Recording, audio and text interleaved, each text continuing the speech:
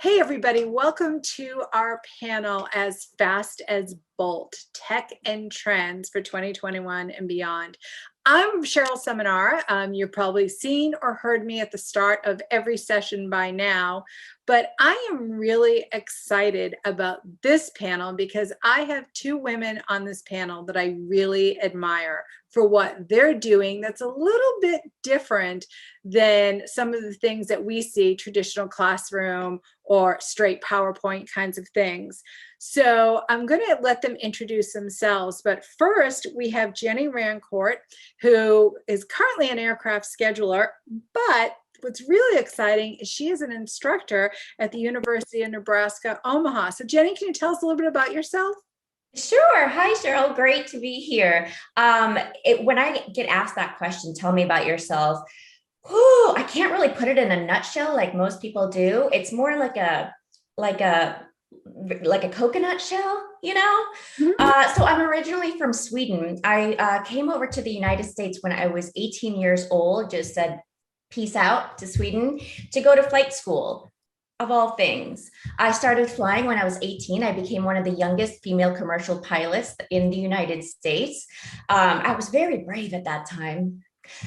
So I continued my flight training in South Carolina and in San Diego, California. I became a commercial pilot, multi-engine, flight instructor, ground instructor, all that jazz. 9/11 happened. I still wasn't a US citizen at the time. So the Department of Justice said, we don't want any foreign nationals conducting airline operations in this country. So you need to step back. So I did. I got another job at an airport, of course, because I cannot get away from the jet fumes. I have experience in accounting after that. Being a military spouse, you kind of jump from one thing to another. But aviation has always been my core. So there's a lot in the middle there, but right now I'm in Nebraska. I am teaching at UNO. I'm teaching about 30 students aviation. The class is a writing and communication, but there's a lot more to it in there. I throw in geography. I throw in NTSB aircraft accident investigations. I throw in all that I can so these students can just be sponges and soak everything up and hear it from a person who's had the adventure and experience herself. I am so proud to work for JetLinks Aviation, who is actually headquartered here in Omaha, Nebraska. And I'm a scheduler for the aircraft maintenance part. So we have about 120 aircraft and we schedule maintenance for all of them. But Yeah. it's so much fun. And of course, I still go to the airport to sniff those jet fumes. Absolutely. Joining us is Nathalie Gregg.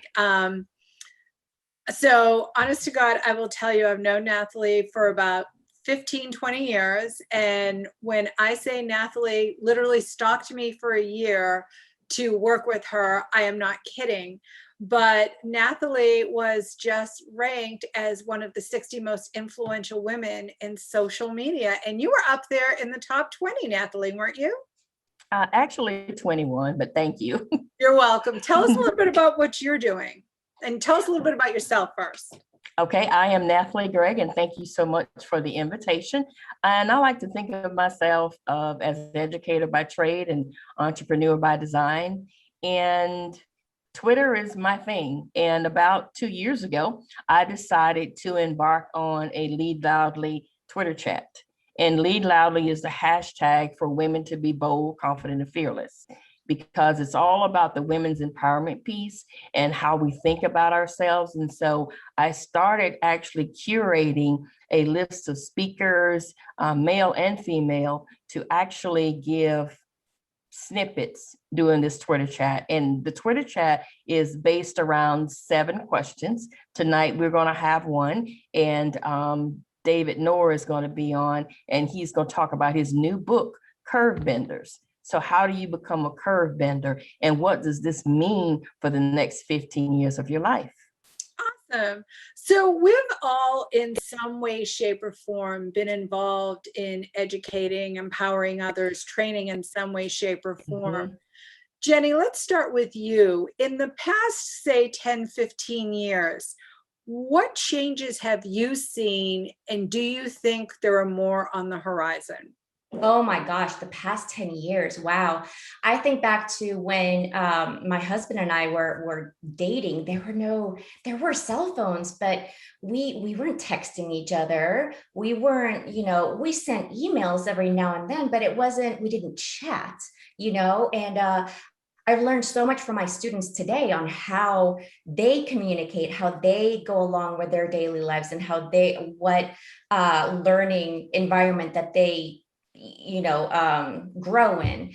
The last 10 years have been amazing. And oh my gosh, in the next 10 years, if you ask me the same question in 10 years to the date, I'm probably going to say the same thing. Like, oh my gosh, the last 10 years have been absolutely crazy. You see these organizations all over the place, globally, just rising to the occasion, especially now with COVID, online training, embrace technology. There are a lot of technology haters out there, but you know what?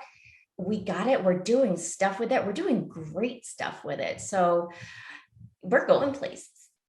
Awesome. So Natalie, you were teaching for a long time. You're teaching now. What are the differences you've seen?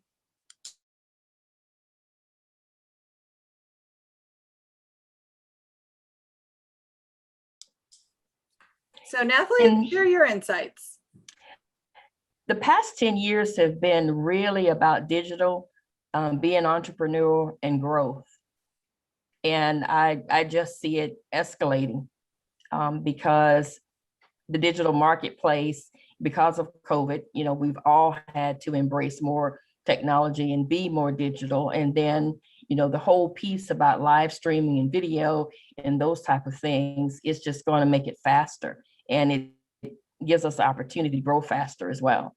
So I know, Natalie, you're in the process right now of sort of, you had talked about curating content and taking it to the next level. What's that next level for you?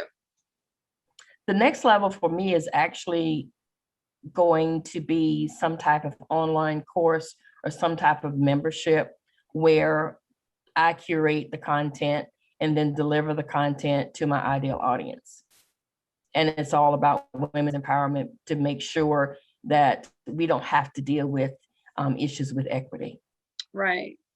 And so Jenny, in your role, I know that you're doing traditional classroom, but you in your last role did a lot in relation to unmanned aerial vehicles. What sort of tech and trends did you see there? Yeah, it was amazing. I learned a lot at my time. So I worked both at the FAA and for an association with unmanned aircraft system, UAS, or drones. I do have my drone pilot's license, just to see how it was, and to fly drones myself legally. So I managed the Trusted Operator Program, the TOP, which was basically, we had training providers outside of the association, since the association was a 501c. So we had Embry-Riddle Aeronautical University, Virginia Tech is also a training provider. So we have these training providers that provide the training to the students, which is great. We have different levels. Some can be taken online. Some you have to, actually visit a site where they conduct the testing. When COVID hit, though, it kind of changed things. They were asking can't you test me virtually? Virtual training, virtual testing facilities. And so my first answer was, yeah, why not? Go for it. But you have to think there's so many other things that come into play. There could be another person secretly flying the drone very perfectly, instead of that pilot, him or herself. So there's lots of these little things that, we still need to embrace, think about, and advance. But our technology is there. But on the flip side, what UAS is doing, what drones are doing now, especially in Africa and Rwanda, Malawi, a company called Zipline, Fly Zipline. They are shooting these not shooting. They are catapulting these drones all over the tribal areas, or the rural areas, and dropping vaccines for these tribes and collecting blood samples, through this fixed wing drone. And then they fly the drone back and catch it in a net. And there you go. So I'm getting goose pimples just thinking about it, because it just, I admire that. And they're just expanding. They're here in the United States too. And I think what they're doing is absolutely fabulous. So that just goes to show you, no matter if you like those little drones flying here and there, they're doing amazing things. Yeah, and I see a lot the conversation about blended learning. We're seeing it in schools. So I can tell you here in Virginia, Arlington County is giving, they're going back full time next year, but they're giving parents the option for virtual learning. And I almost wonder, from each of your perspective, if we go strictly virtual, even for ourselves, right? We're doing more and more virtual. We're going to start opening up at some point from COVID. Are we missing anything? Nathalie, what are your thoughts? I think we're missing some of the one-on-one interaction, because I can remember when I was working with Junior Achievement and we did the first television show, there's something that's missing in that one-on-one interaction with the student and the instructor. So I do feel like there is something missing, but, can we work around that, or can we do things to make it more engaging? I don't know. We'll have to see what happens. Yeah. Jenny, what are your thoughts? Well, we're still human, and nothing can take that away from anything. And humans need other humans. That's a fact. I thought I was an introvert. And now I've explored. I'm an introverted extrovert. Mm-hmm. You still need that human interaction. You really do, because it can get quite lonely. Even though we have virtual streaming, we have this virtual environment, you're still left alone and you're not seeing other things. So I'm all for virtual training, virtual, everything, but us humans need to also stick together, because we learn from ourselves too, especially children. I'm very thankful that Nebraska has in-person learning, or the city that we live in is they go to school every single day with their mask on, 8 hours a day. And I'm very thankful for that, because I've seen a difference in them. We still need that interaction. But it's going to be interesting to see where, in education wise, it's going to go. Mm-hmm. So, it's funny. I was looking today and I saw an article that said the next big tech trend in training is less tech. And I think it goes to the fact that what you were just saying, Jenny, we've missed that year of interaction and we're craving that personal touch. So right. Just out of curiosity, how did you build yourself over the past year? Let's start with you, Jenny. Oh man. Well, I've gotten extremely tech savvy, that's for sure. Still teaching my husband that part.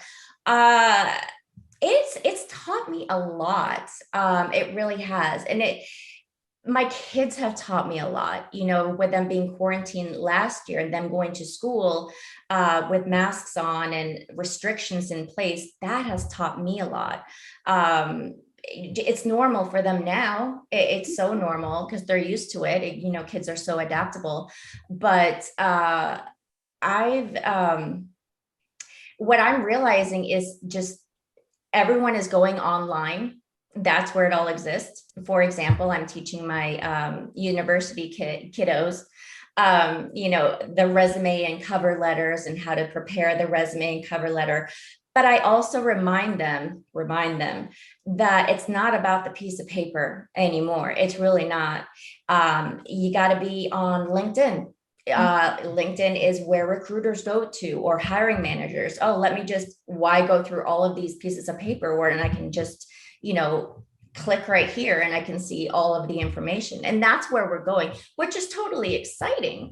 But I still need to remind them that they need to be able to write, first of all, and they need to compose, a professional document, a professional resume and cover letter. But I don't know if they get a little confused or not. I don't know if they think that, oh, well, if I just have a LinkedIn account, then a resume doesn't even matter. Right. So I don't have all the answers to that. All I know is that my past couple of jobs, from being a military spouse, has all been thanks to LinkedIn and social media itself. So I'm never going away from that, honestly. And it's going to be, it's fun. I'm excited to see the future. Awesome. So Nathalie, almost all of your training and empowerment and development, you've done an amazing job of building your following and delivering these learning snippets. Tell us a little bit more about your thought process in going down that path. Thank you. As far as going down that path, I really feel like that a lot of the information that we consume needs to be in snippets. One of the participants from the Lead Loudly Twitter chat said a couple of weeks ago that it's like a master class. And I think that we really need to be delivered in snippets so they can make it actionable, immediately. And because if they can make it actually actionable immediately, then they're more to, go forward with it. Mm-hmm. And so you have how many folks following you on Twitter? About 6,500. And so you're reaching these 6,500 people. How do you measure your impact of learning? Based upon what they're saying, based upon their testimonials, based upon the analytics as far as, how many people attend, and based upon the engagement as well. So I'm running the analytics from the Twitter chat based upon the numbers and measuring, okay, who's attending, who's engaging, and who's continuing to engage after the chat, because there's also a window of engagement after the Twitter chat as well. Awesome. And so what's next? I know we talked about you're going to do the course and the membership site. Right. Talk to me about how the role of coaching in all of this. As far as the role of coaching, it's in every industry done well. And interestingly enough, I kind of use LinkedIn and Twitter in tandem. Actually, my following on LinkedIn is much stronger than my following on Twitter, but Twitter is where I deliver the learning and development. So we're looking at multiple platforms, right? Yes, multiple platforms, yes. So how do you manage your message? By being very strategic and being very focused. And there's only like one or two messages, and it's always the same. It's always around something about women's empowerment and learning and development. Okay. And we don't shy away from that. That's our core components, and that's where we live. That's where we built the brand. Awesome. So Jenny, as you're looking at your students are going to be done with class, you said you have one more class, right? Right. So what role do you think you could have with them even after the learning is done, even after the class is over? Or do you anticipate any role? I hope so. I really do. I can't wait to read my evaluations after the course. I'm a little scared though, but I provide a different perspective. I am not your typical professor. I am not your typical teacher. No, not in the least bit. I'm very animated. I love showing them stuff. I show videos all the time to them and point out interesting facts and fun facts. I always quiz them on geography. When we started this course, they did not know the 7 continents. They couldn't name the oceans. And after my panic attack, that's when I decided, okay, I know what we got to do here. Right. So, and now they do. I point out, okay, you tell me this, tell me that, tell me that, and what's the capital of that? And the aircraft accident investigations happen all around the world. So that's a key for kind of implementing that geography lesson within aviation as well. But I really hope I can play a huge role for them. A lot of them, I would say 98% of them are going through flight training right now. And I remember my days in flight training, and I tell them stories about how I used to fly without a GPS, and they don't really understand that. And I kind of pat myself on the back. I'm like, how did I ever find these airports? Yeah, that's But to read a compass. yeah, I actually use those old instruments that go like this. And Right. they think it's funny because now they step in an aircraft and Yep. must be nice. Mhm. But so for me, working for a Part 135 company, Jetlings, actually 2 of my students have gotten jobs at Jetlings. So I am so proud of that.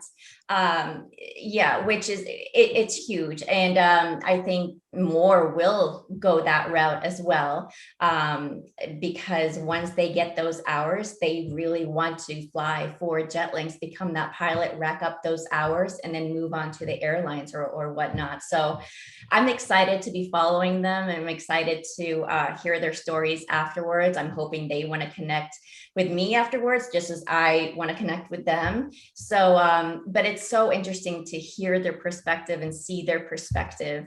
And I hope vice versa too.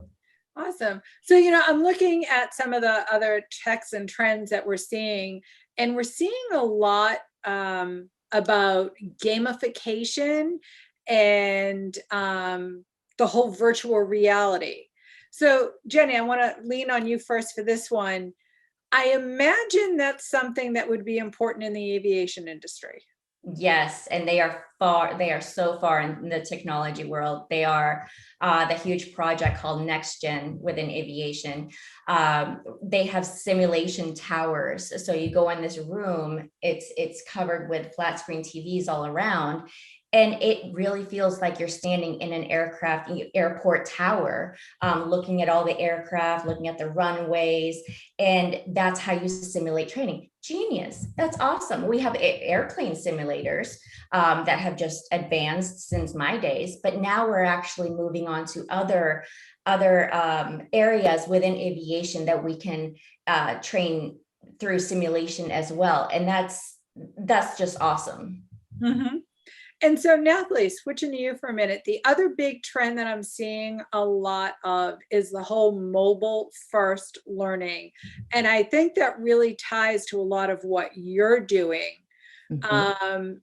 I'm looking at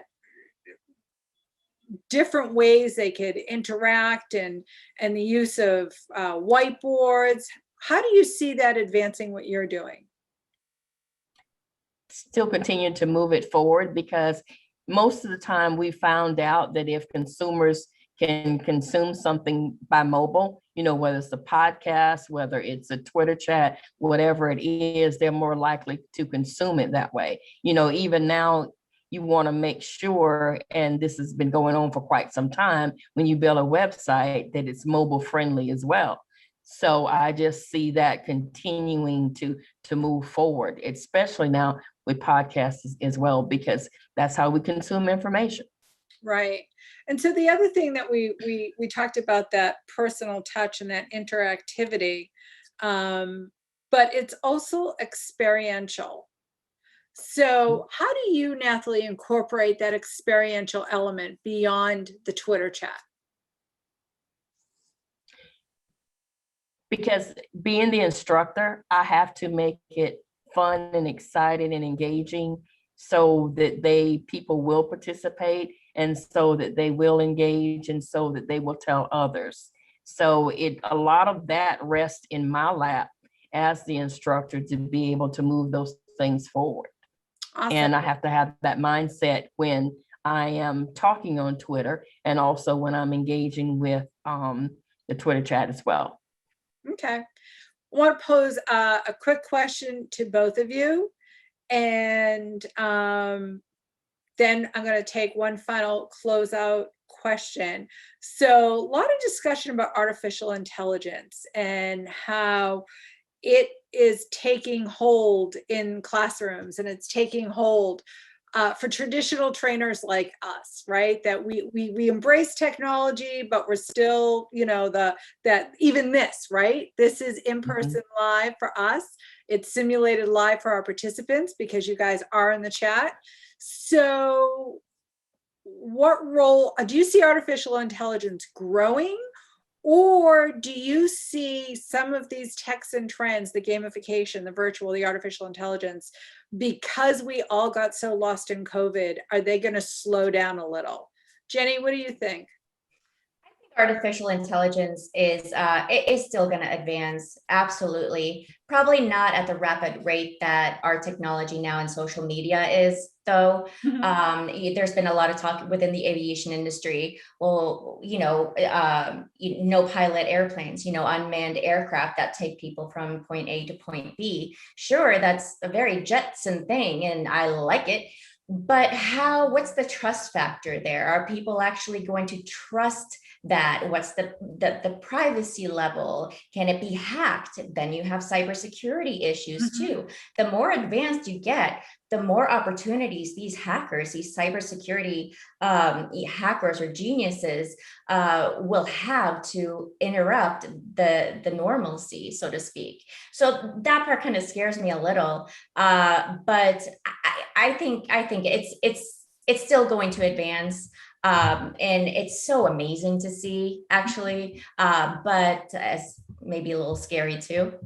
Yeah, you mentioned driverless planes. There was just, I was in Boston, and there was I don't know where it was, but there was an unmanned car crash. No, see now. So, it goes back to what we were thinking about. Nathalie, as Nathalie Gregg continues to grow her brand, at what point does Nathalie look at more bringing AI or just-in-time learning into the brand? How do you maintain that personal touch when you do that? Well, I've already started some of it with working with a company called AI Lately, and actually being able to create more content from videos and audios and things like that, where I'm able to do it faster and it's still on brand. So I am starting to do some of that, already. Awesome. So one closing thought from each of you: if you could wave a magic wand and do something that would move training and education forward, what would it be? Nathalie, we'll start with you. If I could wave a magic wand and move training and education forward, I would want to be the kind of instructor that would set people on fire, that they would want to go out and be a catalyst for whatever that they wanted to achieve in what industry. Awesome. Jenny. That's a loaded question, but if I had a magic wand, we've advanced throughout decades, in every aspect, yet our education system still kind of is struggling. The in classroom, you still have desks and the teacher. So I would wave that magic wand to our next generation to get them more motivated and more active in learning new things. Not only go to school to make your parents happy and to just graduate, but to have a purpose, because not only will that you'll achieve in life that way, but there's less likelihood of mental health issues as well, which we have in throughout this world. So yeah. All right. So everyone, thank you for participating in our panel today. Special thanks to Jenny and Nathalie. I owe you both big time. I do want to remind folks, you can reach Jenny and Nathalie. They're both active in LinkedIn, and you can absolutely find Nathalie Gregg on Twitter. Just search for the hashtag Lead Loudly. Thank you, ladies, so much. Folks, we're going to be in the chat for a few more minutes, so please feel free to engage, ask questions. Our presenters are in the chat, so you can actually get your questions answered live. Thank you both so much. Thank you. Thank you.